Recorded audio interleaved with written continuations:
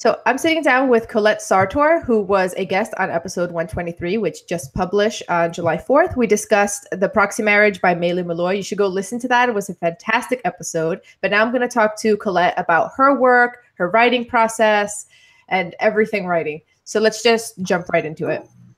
So I just want to talk about the UCLA Extension Writers Program a little bit, because you mentioned it on Sure. the podcast. And it's called, is that the one that was the push send? No, actually, press send, I teach privately. Okay. At UCLA Extension, I teach like intermediate short fiction. I teach intro short fiction. I teach a variety of different classes privately because, quite frankly, press send is a ton of work for me and for my students.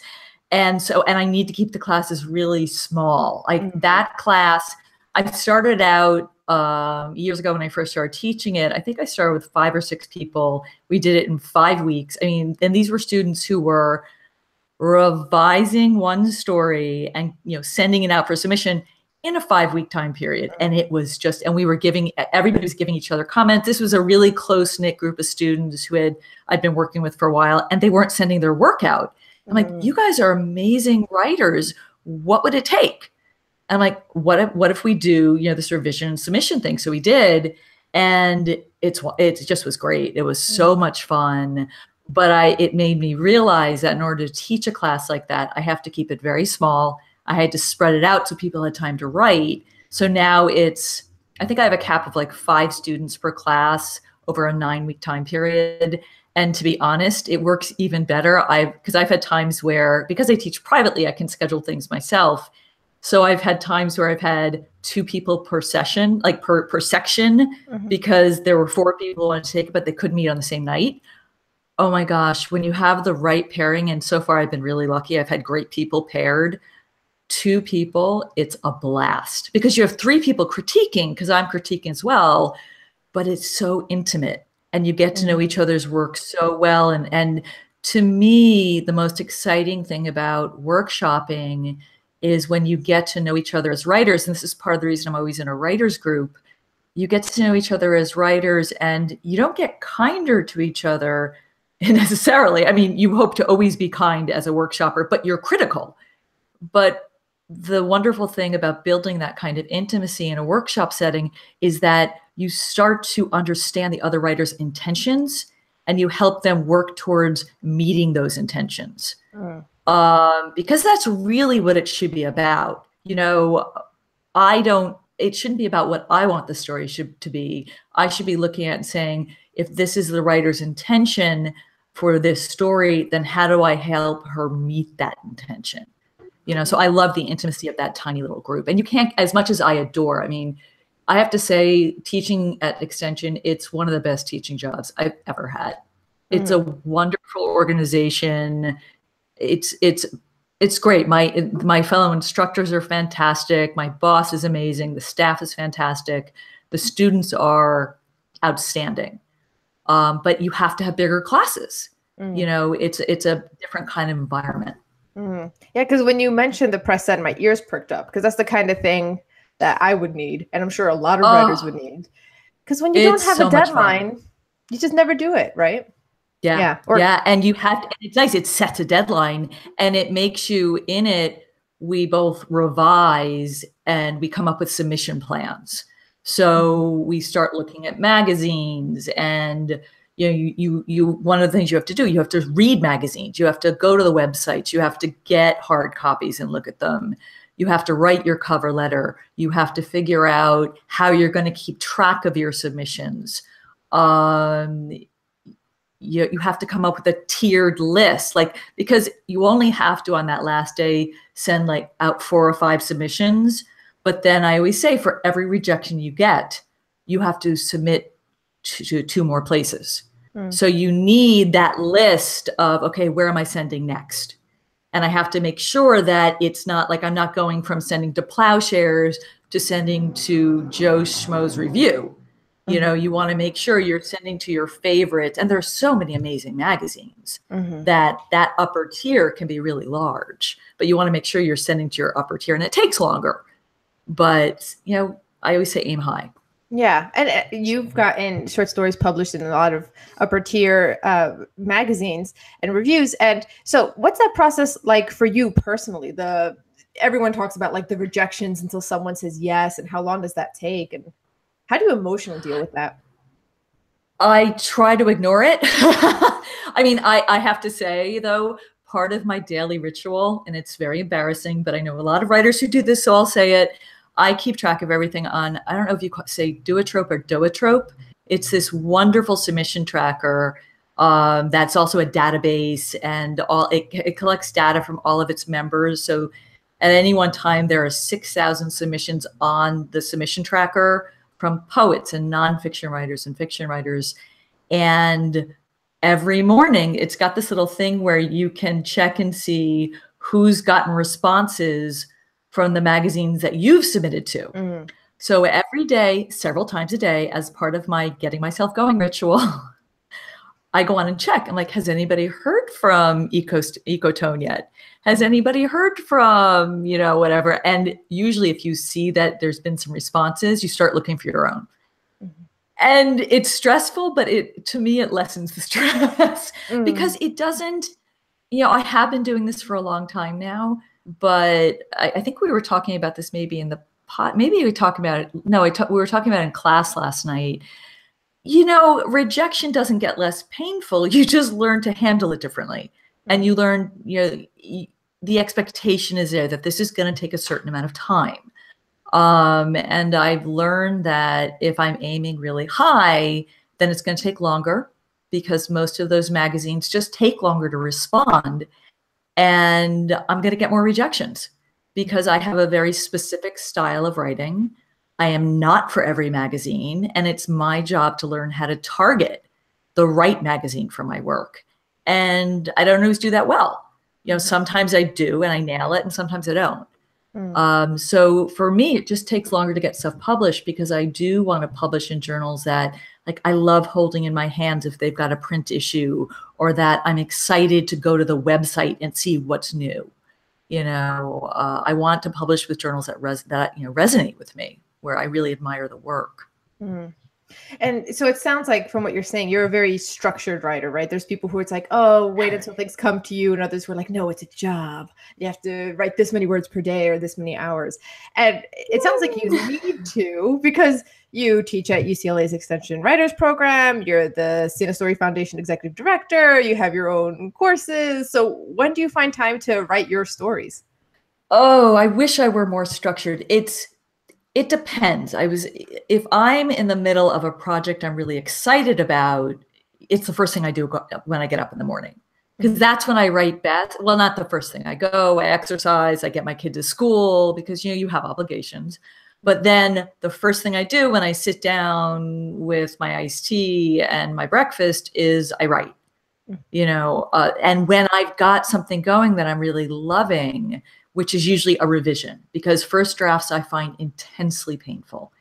And there are some writers who love the first draft and then just can't revise. Mm-mm. It can take me months. It's actually La Cuesta Encantada. That story, I swear to God, existed for 10, 12 years. Wow. And I just kept putting it down because I didn't know what to do with it, because I had never written a story with with a front story, a backstory, and a middle story. And so I just kept putting it away.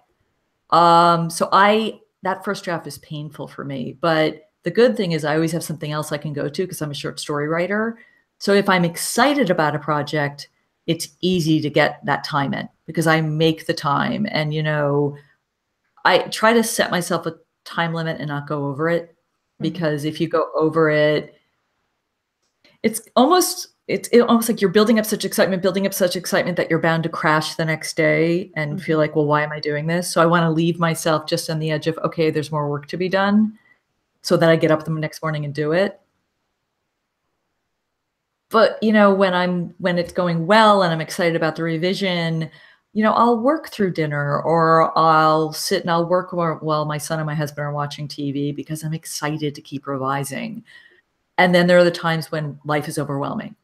And like right now, I'm in one revision that I really like, but I really need to get I've got a novel I'm working on. I really need to get a first draft of that done, and I'm avoiding it. and I've had a lot of work, so I'm not writing as much. You know, I'm writing for an hour or two, but it's tinkering, you Yeah, know, but a lot and of so it's people hard. can't even. Yeah, a lot of people can't Yeah. even make the hour to tinker. Yeah. Well, and that is hard. And I have to say, there are days when I don't write at all. You know, I wish I were. There are times when it gets that bad. That's when I love Google Calendars because you have all the different colors, and I like colorful things. So, like when there are times when it's gotten so bad that I'm not getting anything done. So I start scheduling my time on my Google Calendar in bright pink, in magenta, because I can't miss it. You know, and I, you know, you hear a lot of writers say this, and it's true. You have to treat, and I have a hard time with this, I think because I was in the corporate world for a long time, you have to treat writing sometimes like it's any other obligation that you wouldn't miss. Like it's a doctor's appointment that you're going to get charged for if you just skip out. You know, like it's a business meeting where you're going to lose a client if you don't go. And it's so easy to put everything else first. Even my own, I have to say, I love teaching. I love it. I get such satisfaction out of sitting down and reading someone's work and having that aha moment of, oh, I get where this story's going and I can help. And it's much harder to do that with my own work. So I find myself putting everyone else's writing before mine because it feels like writing. It feels like editing, you know, and it's hard to pull out of that trap. Yeah. And you just mentioned that you like teaching, and a lot of writing coaches and teachers, they'll start to find like the common things that all writers struggle with. So I always ask this. So what is like the one thing that you find yourself correcting the most? Oh, especially in early drafts, trying to create mystery by withholding information.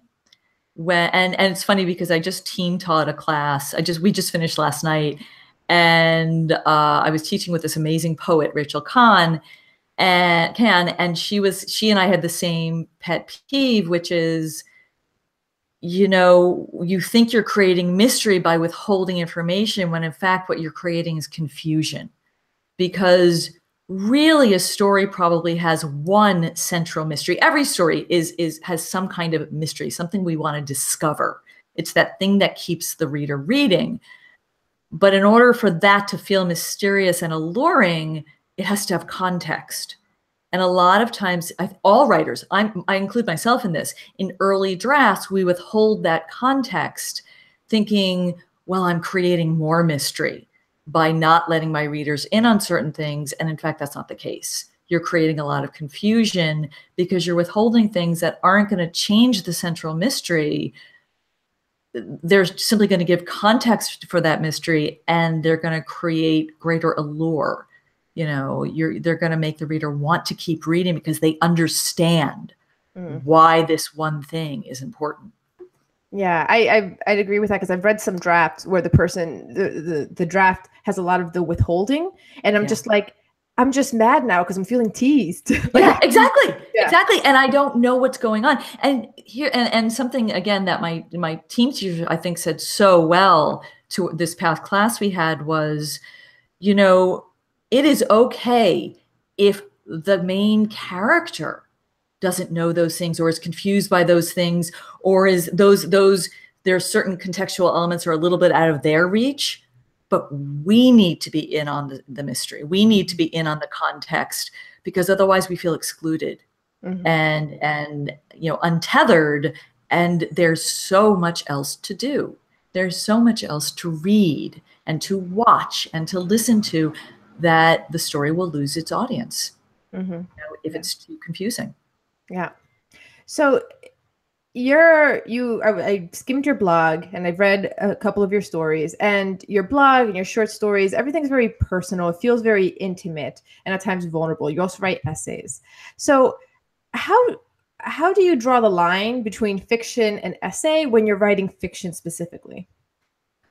Well, to be honest, I didn't start writing essays till about 4 or 5 years ago. I felt very uncomfortable writing truly personal material. So I took me a long time to let myself write more personal material. And I'm glad I did, because especially blogging and writing essays, like I would write essays for a blog post and realized they were essays and then, published them elsewhere. But to me, there was never a question about, is there a fine line? Because I'll take something personal and I completely fictionalize it. There are some stories that are much more personal than others. But generally speaking, there'll be a germ of something personal, but if I keep it personal, it falls flat. Because, when you're in a workshop and somebody says, you're getting a critique is going on and people are saying, well, this doesn't feel plausible. And that new writer wants to raise a hand and say, but it really happened that way. Usually real life, the way it really happened doesn't create enough tension. It takes too long to happen or whatever it might be. So I really, for years, just didn't let the personal completely enter the fiction. And it's nice to have an essay outlet. But I have to say, there are very personal things that creep into my fiction. You can't help it. There are certain details about the world that we notice as writers, and they're the reason we write. Right. And there are certain themes that keep coming up in my writing that are very intimate and personal to me. The parent-child relationship. For years, it was really the mother-daughter, but there's also that, the father-daughter. There's the parent-child relationship. Even before I had children, I have one child, but even before I had my son, that was what my writing was about. That drove my writing, being someone's child, being someone's parent, the complexity of what happens if I screw up? Who am I disappointing? And how do I cover it up?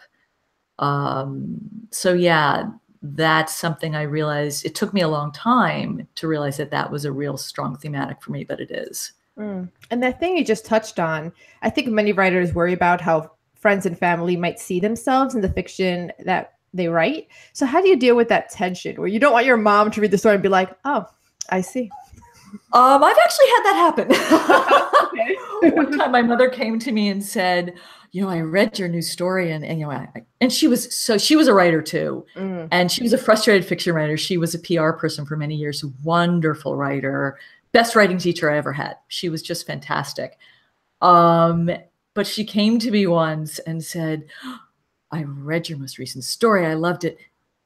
Has your father read it yet? Has he said anything? I thought, oh God. I'm like, Mom, that story's not about Dad. But there were enough familiar elements. It was set in New Jersey. It was set at the shore. And so to her, she read it. And because she's my mother and she knows me and she knows my life, she read it and she identified with a lot of it and therefore assumed that the characters were based in, on like, at least one of them was based on my father. I'm like, no, as a matter of fact, no, there's actually another real person it was based on, but it was not him. So I've had people say, well, this one thing, that's your mom. And sometimes they'll say, oh, I didn't even think about that. And that fascinates me because it's really interesting to me when someone says, oh yeah, the mother is always barefoot in that story. That's your mom. Your mom always went barefoot. Like it was a very subconscious thing, but it was this little real life detail that worked its way in. And my mother was graceful enough never to call me on that stuff. Yeah. Well, it must help that she's a writer. Yeah. I mean, she died about 5 years ago, actually, when I started writing essays. There was something, and I miss her and I love her and she was an amazing human being, but there was something freeing about knowing I would, like anything I wrote about, I would never want to intentionally hurt her. Right. But I wanted to be honest about both of us. Because one of the things I learned about essay writing and memoir writing is it doesn't work if you don't own your own stuff, and I needed to be able to own my own stuff. And I think when she died, it wasn't just that, it wasn't that she couldn't respond. It's that I could finally be honest, because all of the crap that goes into a mother-daughter relationship was put in perspective. It's like, no matter what went on, I loved this person and I had stuff that I have to own that made a lot of stuff happen that wasn't good. So I think that was very freeing. So Yeah. I could finally write close Yeah. in a way I couldn't before. And even in good mother-daughter relationships, there's stuff in there. And, Oh, yeah. and that's the thing. It's because I think about this, right? So I would say, you know, my relationship with my mother is really good. But obviously, if I wanted to dig, I would write something about that, like something that I wanted to look at honestly. Yeah. But then when you do that, you're focusing on one particular thing, which might sour everything else if the other person read it. Yes. Yeah. And that is a concern. That is a concern. I wrote an essay, I wrote a blog post about, you know, how to do this. And it's you know, naming the world, and I forget what I called it. But anyway, it was about that fine line between, you know, how do you write something that's true and that has elements of truth in it without pissing off the people you love. And I remember my dad was talking to my sister once about my writing, and we don't talk. He's an engineer. He's very very science oriented, but very supportive. And I remember him talking to my sister about my fiction, which he hardly ever does. And he said to her, you know, and I just started writing a blog, so I was just starting to write personally. And he said to my sister, "When your sister finally writes about me, and I know that she will, ask her to be kind." I just thought it was the sweetest thing, because, you know, I adore him, and I will be honest, but you always want to be kind but honest, you know. And there are barbs. There are always going to be, like, there's always going to be things that people interpret as prickly and harsh, but if you write them from a place of truth and honesty, you know, without that kind of revenge motive when you're writing memoir, it works. Yeah. So I want to shift then real quickly to the Cinestory Foundation. So that's an aspect of your work that we haven't talked about. Are you working on a screenplay? Like, what is the screenplay TV No, thing? no, okay. I'm actually not. I wrote one. My sister is a TV writer, screenwriter, and a director. She's directed a bunch of shorts. And years ago, she and our best friend and I, we've known each other since we were like 15, and we went to high school together, and we sat down and wrote a TV script together, a TV pilot, and we had so much fun. But I like being the master of my own universe, so I've never written, you know, screenplays or teleplays other than that. But my sister has been involved in Cinestory for 15 years. And it's a wonderful, wonderful organization. And it's all about mentoring. It's about bringing emerging screenwriters together with professional mentors. And it's really intensive and wonderful. And, you know, you go on this retreat where the writers who come get like one-on-one meetings with these, you know, high-level professional, their agents and managers and high-level writers, and you get note sessions with, I think, 3 mentors. And these note sessions are not just like 15 minutes. They're usually about an hour, hour and a half. Wow. And it's such, and the winner, you know, it was screenwriting and TV writing, there's separate retreats, and the winners get, there's a cash prize plus a year-long mentorship with 2 mentors of their choice from the Cinestory mentor pool. And about a year ago, or a year and a half ago, my sister knew, because she is now the Cinestory board president of the board of directors, and they were going to have a changeover, and they needed to restructure, and they needed a new executive director, and it's a huge job, and it's a tiny nonprofit. And so what ended up happening was, you know, my sister came to me and said, you know, we love Cinestory. Would you be interested in interviewing for the job? We've created these different positions, because before I never wanted to get involved because it's too much work.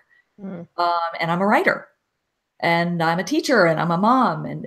But the way we've structured it is we now have 3 co-executive directors, and we're really close, and we divide up the work, and we're really working hard to restructure Cinestories so that we can grow it.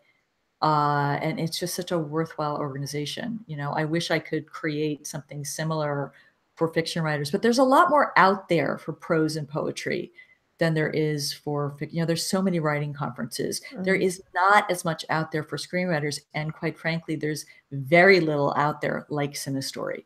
So it's a really, even though I'm not a screenwriter, I am just in love with this organization, and it's, you know, it's a nonprofit. It's still a paying position, but paying is a relative term. It's a lot of work for not a lot of money, and I don't care because I feel so strongly about it. It's just a wonderful organization. And quite frankly, when you're a writer, you learn to pursue your passion projects knowing there's going to be little to no money, you know, and that's a choice I made a long time ago when I stopped being a lawyer. So I live with that choice every day. Yeah. Yeah. I worked in finance, quit that, started doing the podcast. Did you really? Yeah. For 4 years. Yeah. It's soul sucking. Yeah. Yeah. And mine was even a development one, the social impact investing. And even then I got jaded. So yeah. So yeah. And it is passion projects. This podcast is a passion project. You know, it costs us money to do it, but yeah. Yep. I know exactly how you feel. Yeah. Yeah.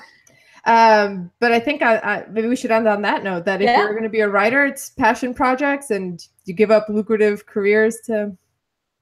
And just always keep in mind, it's worth it. It really is, because remember how miserable you were when you were pursuing the money. That's what I always tell myself. Yeah. Yeah. Okay. Well, thank you so much. This was a lot of fun. Oh, this was wonderful. Thank you for having me. Hopefully you'll be back sometime soon. I would love to. Anytime. Okay. Bye. Bye.